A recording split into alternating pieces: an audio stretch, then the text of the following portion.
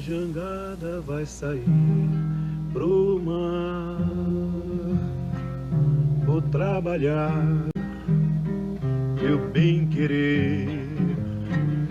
Se Deus quiser, quando eu voltar do mar, um peixe bom eu vou trazer.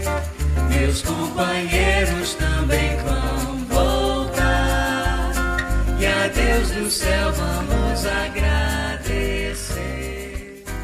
Minha jangada. Bom, radicalizado o ambiente político, dada a polarização entre setores da esquerda, setores das direitas, que se aglutinaram e passaram efetivamente a defender ou reformas ou a derrubada do governo. O que nós assistimos, o que a historiografia destaca, que a partir de outubro de 63, novembro sobretudo, você tem efetivamente a deterioração do ambiente político do país, transformando o que era uma crise de governo numa crise de regime. Repito, provavelmente esse último aspecto não foi percebido por muitos atores da época, que acreditavam estar derrubando o governo e mantendo o regime. Em grande parte, mesmo sob o ponto de vista de alguns golpistas, havia uma ideia muito mais de derrubar o governo Jango, tirar a esquerda de cena e chamar eleições rapidamente. Sabemos que não foi isso que aconteceu. Mas antes disso, eu gostaria de destrinchar um pouco mais o que foi o processo golpista de 64. Porque normalmente quando nós falamos em golpe de Estado, a gente entende que é um movimento militar de força que vai lá, cerca o palácio, exige a derrubada do presidente da República contra qualquer preceito constitucional e implanta um governo completamente sem base social que se impõe aos cidadãos. O golpe de 64 é um pouco mais complexo, como veremos. Eu entendo que o processo, que eu chamo de processo golpista de 64, envolve 4 fases.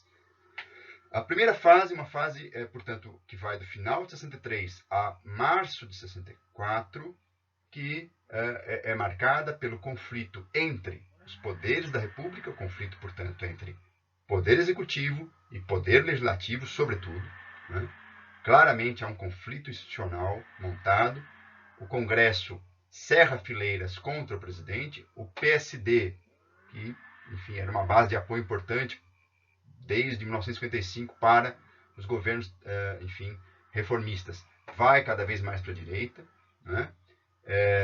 defende que não se toca na Constituição, a Constituição é sagrada e intocável, e se aproxima da UDN.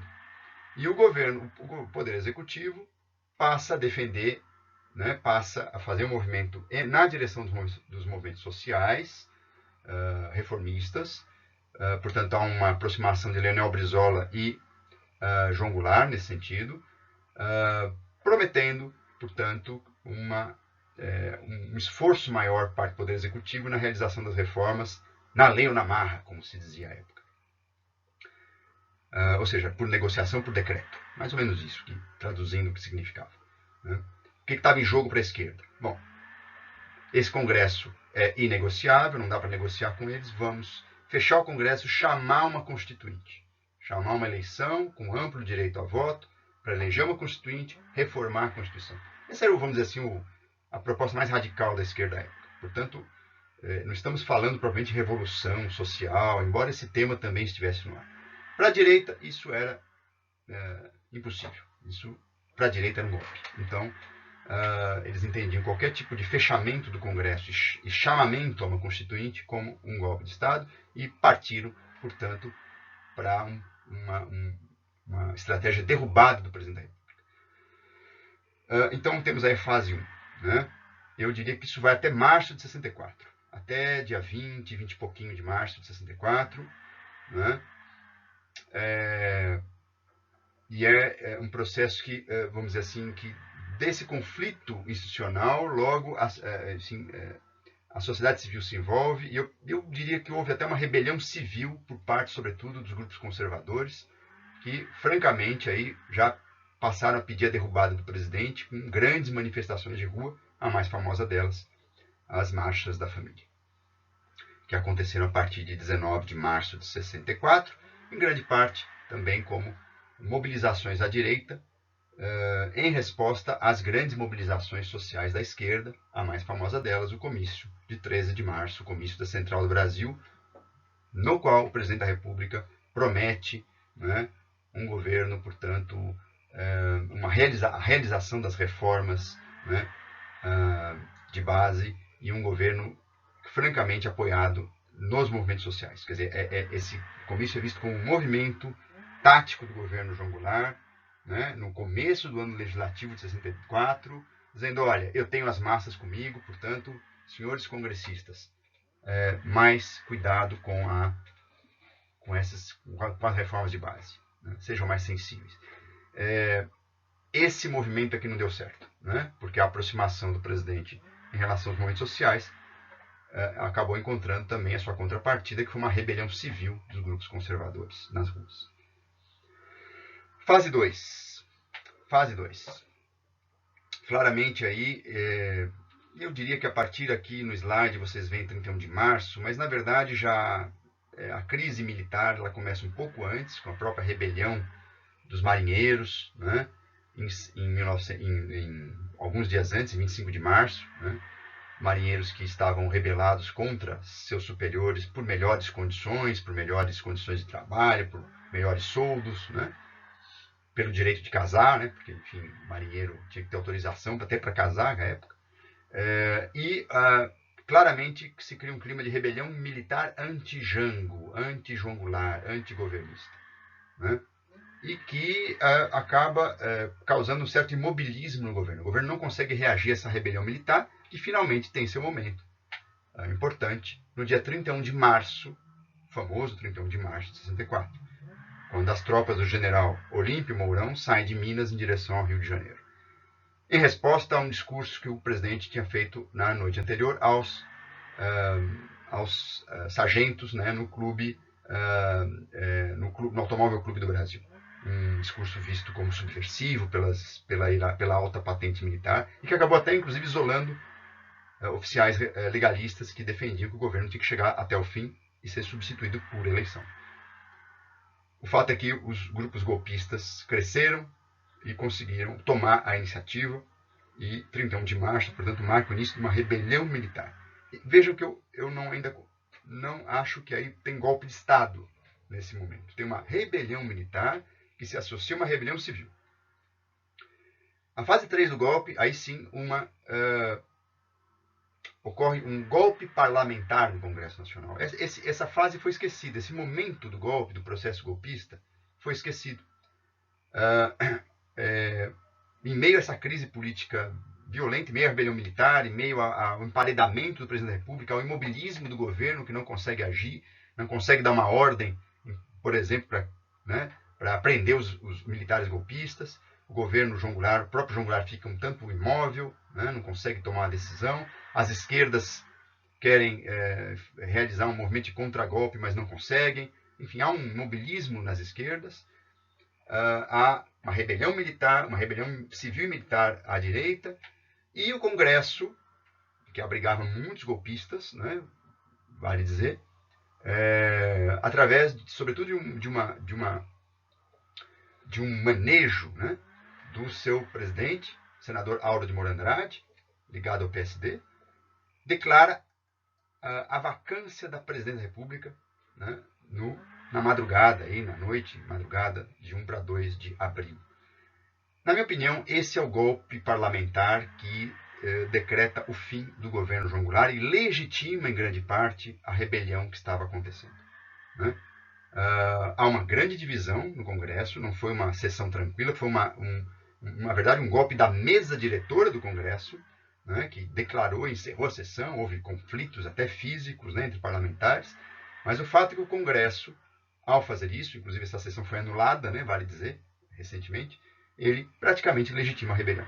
E a fase 4, né, talvez mais grave ainda e menos estudada, é a legitimação institucional do golpe, né, entre o começo de abril e o dia 9, né, e o dia, na verdade, dia 13, dia 15, né, de abril, os primeiros 15 dias, portanto, de abril, quando o Congresso Nacional, expurgado de mais de 40 parlamentares que foram cassados pelo ato institucional de 9 de abril, né, promulgado por uma junta militar, né, ele elege o candidato militar dos golpistas, o general Castelo Branco, né, é uma eleição indireta, né, e mesmo depois de cassados 40 deputados. Então, essa legitimação institucional do golpe, ela precisa ser muito refletida, muito estudada pela historiografia, pela ciência política, porque foi um movimento que, em grande parte, consuma o processo golpista de 64.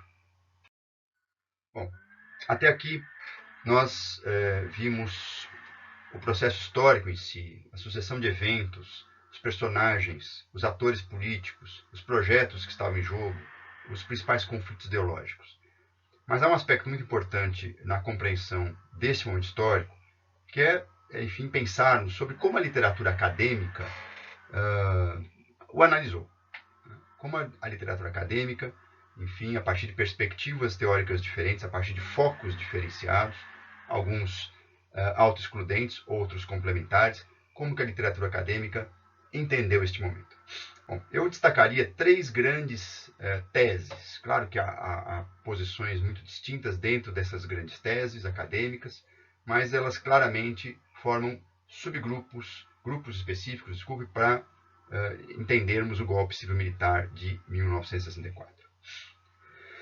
Primeiro, a primeira grande tese que surgiu foi a tese do colapso do populismo, né, desenvolvida, sobretudo na sociologia paulista, a partir de autores como Ottaviani e Fernando Henrique Cardoso. O que foi o colapso do populismo? O que diz basicamente a tese do colapso do populismo? Essa tese defende a ideia de um esgotamento estrutural da política de barganha com o eleitorado popular na Quarta República, né, em contradição com os padrões de acumulação capitalista que estavam se impondo no Brasil, principalmente a partir do governo Juscelino Kubitschek, que, como sabem, promoveu uma grande industrialização do país, calcada no desenvolvimentismo associado às grandes multinacionais. Portanto, para a tese do colapso do populismo, o golpe foi, vamos dizer assim, a superfície de uma movimentação estrutural na sociedade e na economia, que simplesmente tirou as bases de uma política vigente desde 1945. E ao tirar essas bases estruturais, né, os atores se reposicionaram e o jogo eleitoral foi excluído do ambiente político por muito tempo. O jogo eleitoral que efetivamente decidia sobre a política nacional. Né. Essa, então, é a chamada tese do colapso do populismo, que surge logo depois ali do golpe, por volta aí de 1967, no famoso livro de Ottaviani, né, O Colapso do Populismo no Brasil. Vejam, portanto, que essa tese está calcada num conceito importante, muito importante para entender o período, que é o populismo, né, que entende que na América Latina, no Brasil, em processo de modernização capitalista, desenvolveu-se uma forma política, né, na qual o líder, as massas e a manipulação eleitoral foram mais importantes do que o jogo partidário e as disputas político-ideológicas, institucionais e impessoais. Né? Então, o líder populista conseguia realizar uma espécie de aliança de classes, muito tênue, muito frágil, né? Tentando conciliar interesses de grupos e classes sociais diferentes, né? Na forma de um jogo eleitoral que se tornou inviável, dado o novo padrão de acumulação capitalista, desenvolvimento capitalista, diríamos, no Brasil dos anos 60. Né? Então, o golpe militar, portanto, é o resultado menos de uma vontade política e mais de um movimento estrutural. Segunda grande tese, né, que surge também à época, mas que ganha força, sobretudo entre os anos 70 e 80, é o que eu chamaria de uma grande conspiração da direita, que foi vitoriosa, que emparedou o governo João Goulart, que se aproveitou das próprias contradições internas desse governo e da esquerda como um todo. Então, esses autores destacam o cerco político, a guerra psicológica conduzida pela direita, a desestabilização proposital do governo pela imprensa, pelas lideranças civis, pelos militares, né? enfim, portanto, o golpe foi mais resultado de uma conspiração vitoriosa do que de um rearranjo imposto por movimentos estruturais na economia e na sociedade. Portanto, aí, nessa tese, a política ganha mais destaque, principalmente uma perspectiva política que discute, que parte do conceito de hegemonias, né, de hegemonia. E aí, dois autores importantes nessa linha, René Dreyfus, que estudou a direita empresarial no Brasil, um livro bastante importante, que se chama 1964, A Conquista do Estado, e outra voz importante também, um livro publicado nos anos 70, que é do Muniz Bandeira, João Goulart e as lutas sociais no Brasil. Vale lembrar, portanto, que essa tese da conspiração dá destaque aos atores da direita e às contradições da esquerda, aos limites de ação política dessa esquerda ou centro-esquerda que estava no poder no ambiente da Guerra Fria. No final dos anos 80, começo dos anos 90, se impõe uma nova tese que eu chamo de radicalização dos atores. Essa tese é muito forte, sobretudo na ciência política, no campo da ciência política, e que vai explicar o golpe de 64 como resultado de um conflito político institucional e que é marcado por um déficit de democracia dos atores envolvidos, à direita e à esquerda, né? Esse déficit e essa crise institucional, né, e, portanto, seus impactos institucionais, acabam dificultando as coalizões, que eram fundamentais no parlamento para sustentar governos, acabavam levando ao maximalismo de posições ideológicas sobre as reformas, né? E aí é interessante que há autores que culpam claramente o governo João Goulart por essa radicalização. O governo João Goulart não teve jogo de cintura para realizar as reformas, né? E alguns até apontam que as esquerdas extraparlamentares também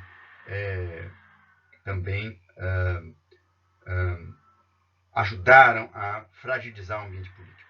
Tudo isso causou uma fragilidade institucional, não é? Que abriu espaço para a saída golpista. Então, nessa tese, o golpe não é nem resultado de um movimento estrutural na sociedade e na política, não é nem o resultado de uma conspiração vitoriosa, implacável da direita, é muito mais o resultado de uma crise institucional produzida pelos atores políticos, pelas escolhas racionais, vamos dizer assim, entre aspas, dos atores políticos, ou pela ausência de escolhas racionais, visando manter o sistema. A polarização, portanto, teria conduzido a essa deterioração do ambiente político e das instituições, abrindo espaço para soluções golpistas, né? Então temos autores aí como Vanderlei Guilherme dos Santos, Argelina Figueiredo, né? E mesmo na historiografia há autores que jogam o foco dessa responsabilidade mais para a esquerda extraparlamentar e principalmente para Leonel Brizola, que teria sido uma espécie de agitador, né, do ambiente político, sem o devido lastro para manter as instituições funcionando. Vejam, são três teses, portanto, que ora se contradizem, se autoexcluem, mas eventualmente podem ser combinadas, mas são as três principais teses explicativas na literatura, incluindo aí ciência política, historiografia, sociologia, para explicar o golpe militar de 64. Na minha perspectiva, eu tendo mais a segunda, né, tese, mas eu acho que a terceira tese também é importante, bem como a primeira, né? Eu tendo mais a entender que o golpe foi mais produto de uma conspiração, de um jogo político, portanto, de uma conspiração, de uma opção golpista, né, produzida por grupos antirreformistas, né, que disputavam um projeto de país completamente diferente do que estava vigente na República de 46. Mas, de todo modo, acho que as três teses têm seus argumentos fortes e precisam ser conhecidas pelo público.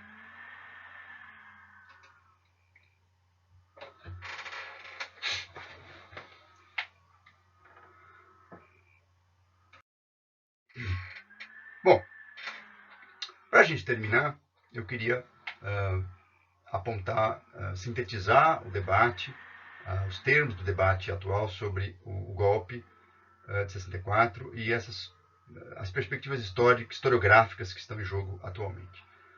Primeiro, acho que é importante revisitar as estruturas e as dinâmicas políticas da Quarta República, seu projeto de industrialização, o seu projeto de nacionalização da economia brasileira, de ampliação dos direitos político-eleitorais e também analisarmos a pressão, né, os movimentos sociais que exigiam mais direitos sociais. Acho que esse contexto, esse olhar renovado para a Quarta República é fundamental para entender o golpe.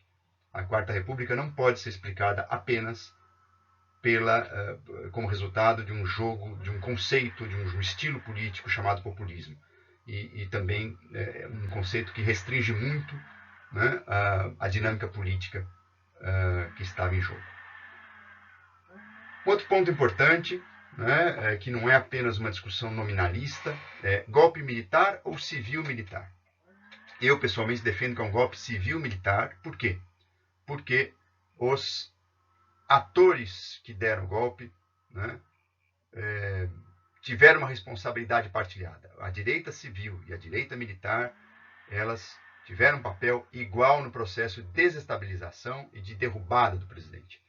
Ao contrário, eu defendo que é um regime militar. Um regime militar. Né? Um regime, portanto, que cada vez mais se militariza e concentra poder no alto generalato, né? Na alta oficialidade do exército. Então eu defendo, em suma, que é um golpe civil-militar, mas o regime é militar. Aí vocês poderiam se perguntar, bom, mas e os civis não foram beneficiários, não foram sócios? Sem dúvida. O empresariado civil, o grande empresariado, sobretudo, muitos grupos civis participaram do governo. Agora, o núcleo decisório deste regime, que se implanta a partir de abril de 64, eu não acho que tem que esperar o AI-5 para a gente falar que é um regime militar. Já em 65, claramente, você tem uma militarização com o ato institucional número 2. É um regime, portanto, militar. O núcleo decisório, o coração do Estado, é ocupado pelas Forças Armadas, pela alta oficialidade das Forças Armadas. O papel dos Estados Unidos no contexto da Guerra Fria, fundamental para esse golpe. Fundamental, né? Os Estados Unidos foram uma força externa, uma potência fundamental para, dar sustento diplomático, sustentação diplomática e apoio logístico para o golpe de 64.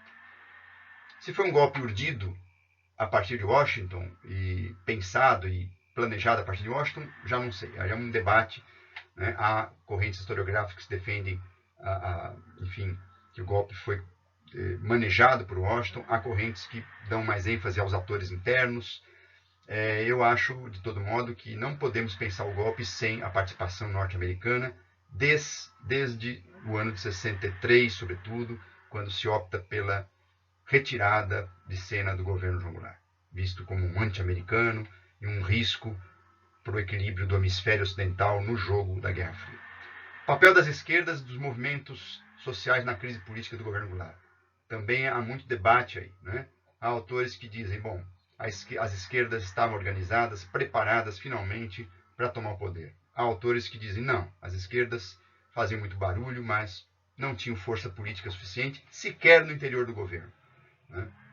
E há autores que dizem, bom, mesmo não tendo essa força, as esquerdas ajudaram a radicalizar o ambiente político. De todo modo, eu acho que cabe ainda muita pesquisa a respeito, né? Sobretudo pesquisa com novas documentações, com novos focos. E aí é muito importante a gente estudar o movimento camponês, que efetivamente foi uma novidade à época, um movimento de sindicalização no campo, de luta por reforma agrária. Desde meados dos anos 50, mas principalmente às vésperas do golpe, os camponeses se tornaram atores políticos muito importantes e que têm que ser pensados como tal. Eu acho que já há uma historiografia importante, mas há muito que pesquisar nessa área.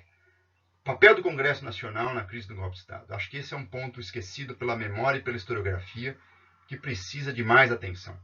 O Congresso Nacional, ao decretar a vacância e depois, talvez até de maneira mais complicada e grave, eleger, né, o líder do golpe, né, um dos generais que liderou o golpe, ele em grande parte legitimou e institucionalizou o golpe de Estado, né, com implicações históricas de longa duração, né, porque depois o próprio Congresso será golpeado pelo governo, será fechado, será, enfim, os parlamentares serão cassados, mas de todo modo, o papel do Congresso no golpe e no regime é algo que precisa ser muito estudado e com muito cuidado para não cairmos em armadilhas de memória, né, que depois, sobretudo nos anos 70, se criou, né, de que o Congresso foi um baluarte da resistência.